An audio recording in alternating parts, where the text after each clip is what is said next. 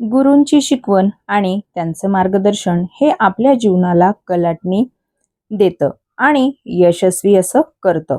याच करता आज आपण गुरुपौर्णिमा निमित्त विशेष मी इथे नैवेद्यासाठी रवा बेसन लाडू बनवलेले आहेत. अतिशय मऊ आणि दाणेदार, पाहता क्षणी खावेसे वाटणारे लाडू कसे बनवायचे ते आज आपण पाहणार आहोत.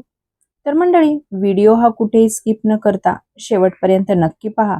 रेसिपी ही नेहमीप्रमाणेच साधी आणि सोपी असणार आहे आणि विशेष म्हणजे घरातील साहित्यातलीच असणार आहे, त्यामुळे तुम्हाला नक्कीच आवडणार आहे.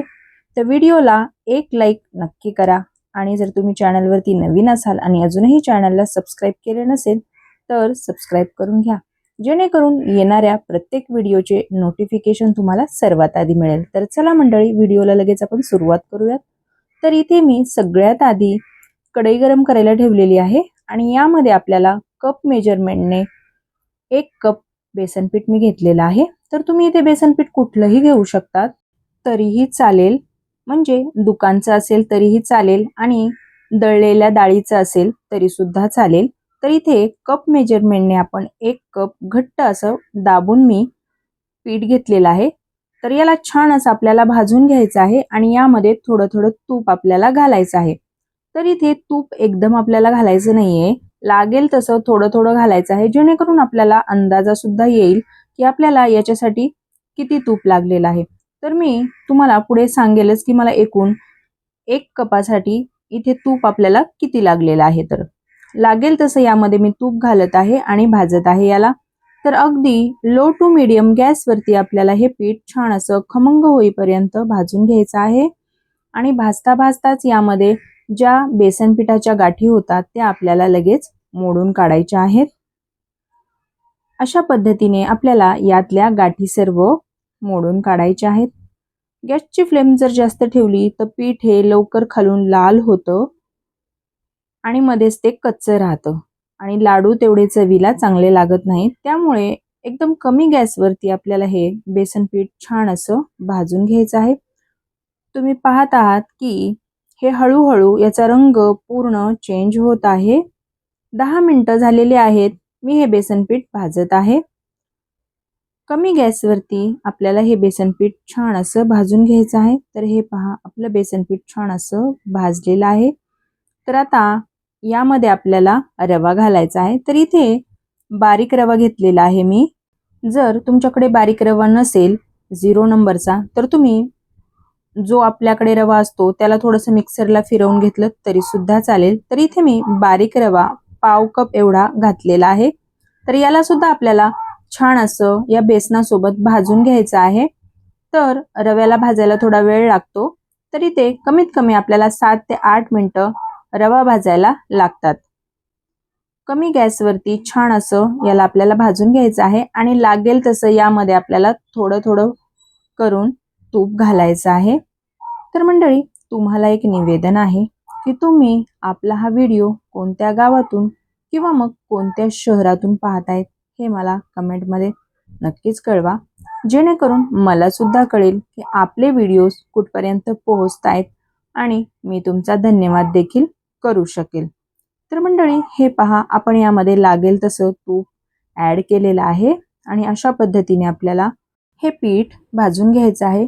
याला सतत असं आपल्याला हलवत राहायचं आहे, जेणेकरून हे खाली डागू नये. यासाठी आपण हे लाडू बिना पाकाचे करतोय. तर याला छान असं आपल्याला भाजून घ्यायचं आहे. तर मंडळी, यामध्ये आपण थोडंसं दूध सुद्धा घालणार आहोत. तर तुम्ही दुधाऐवजी ते पाणी सुद्धा घालू शकतात. तर इथे मी 2 चमचे दूध घेतलेलं आहे आणि त्यामध्ये थोडीशी हळद मिक्स केलेली आहे. जर तुम्हाला हवं असेल तर तुम्ही या दुधामध्ये केसरच्या काड्या सुद्धा घालू शकतात, त्याने सुद्धा खूप छान असा रंग येतो. आता दूध घातल्यानंतर याला छान असं मिक्स करून घ्यायचं आहे. कमी गॅसवरतीच आपल्याला याला छान असं परतवत राहायचं आहे. सुरुवातीला तुम्हाला वाटेल की पीठ हे घट्ट असं झालेलं आहे, पण हे जसं जसं परतल्या जातं ना, तसं तसं यातलं हे तूप रिलीज व्हायला सुरुवात होते. 1-5 मिनिटांमध्येच हे पीठ छान असं भाजल्या जातं. आणि बऱ्याच जणांचा प्रश्न असा असतो की आपण यामध्ये दूध किंवा पाणी घातलं तर लाडू खराब होतील का किंवा ते महिनाभर टिकतील का? तर हो, अतिशय छान हे लाडू बनून तयार होतात. अजिबात खराब होत नाही, महिनाभर टिकतात. कारण आपण यामध्ये दूध किंवा तूप घातलं तर हे वाफ बनून निघून जातं, त्यामध्ये कसलाही त्याचा अंश राहत नाही. त्यामुळे हे लाडू अगदी दाणेदार असे बनून तयार होतात. कारण दूध आणि पाणी घातल्यामुळे काय होतं की हे पीठ अजून छान असं फुलून येतं आणि त्यामुळे लाडू हे टाळ्याला अजिबात चिटकत नाही. तर मंडळी, हे पहा, आपल्याला आता हे पीठ तयार झालेलं आहे. तर हे थंड होण्यासाठी आपण याला साईडला काढून घेतलेलं आहे. तर आता हे पूर्णपणे आपल्याला थंड करून घ्यायचं आहे. 10 ते 15 मिनिटासाठी आपण याला साईडला ठेवणार आहोत आणि पूर्णपणे याला थंड करून घ्यायचं आहे. तर तुम्ही पाहू शकता हे पीठ पूर्णपणे थंड झालेलं आहे.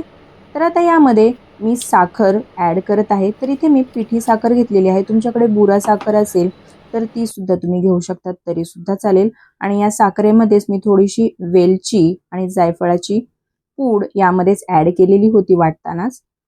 तर आता हे आपण छान असं मिक्स करून घेऊयात आणि याचे आपल्याला लगेच लाडू बांधून घ्यायचे आहेत. तर मंडळी, हे लाडू अतिशय झटपट आणि लवकर होतात. याला अजिबात असा वेळ लागत नाही आणि तुम्ही जर या पद्धतीने बनवले ना तर अजिबात हे लाडू घशात दाटत नाहीत किंवा टाळ्याला सुद्धा चिटकत नाहीत.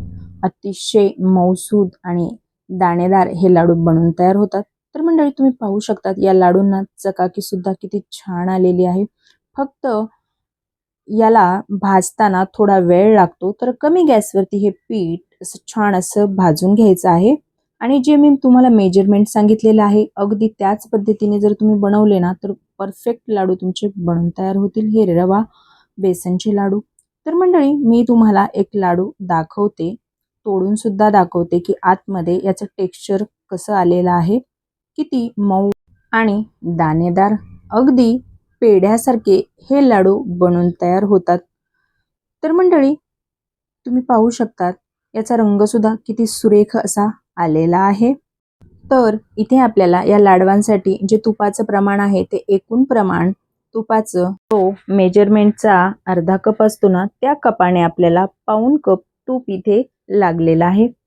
तर मंडळी, तुम्ही सुद्धा ही रेसिपी एकदा नक्की ट्राय करा आणि मला कमेंट करून नक्कीच कळवा. व्हिडिओ थोडा जरी आवडला असेल तर व्हिडिओला एक लाईक नक्की करा आणि जर तुम्ही चॅनलवरती नवीन असाल आणि अजूनही चॅनलला सबस्क्राईब केले नसेल तर सबस्क्राईब करून घ्या, जेणेकरून येणाऱ्या प्रत्येक व्हिडिओचे नोटिफिकेशन तुम्हाला सर्वात आधी मिळेल. तर मंडळी, तुम्ही हा आपला व्हिडिओ जर फेसबुक पेजवरून पाहत असाल तर पेजला फॉलो नक्की करा. तर चला मंडळी, पुन्हा भेटूया अशाच एका तुमच्याच आवडत्या नवीन आणि युनिक अशा रेसिपीसोबत. तर मंडळी, व्हिडिओ हा शेवटपर्यंत पाहिल्याबद्दल तुमचे अगदी मनापासून खूप खूप धन्यवाद. तर चला मंडळी, पुन्हा भेटूया.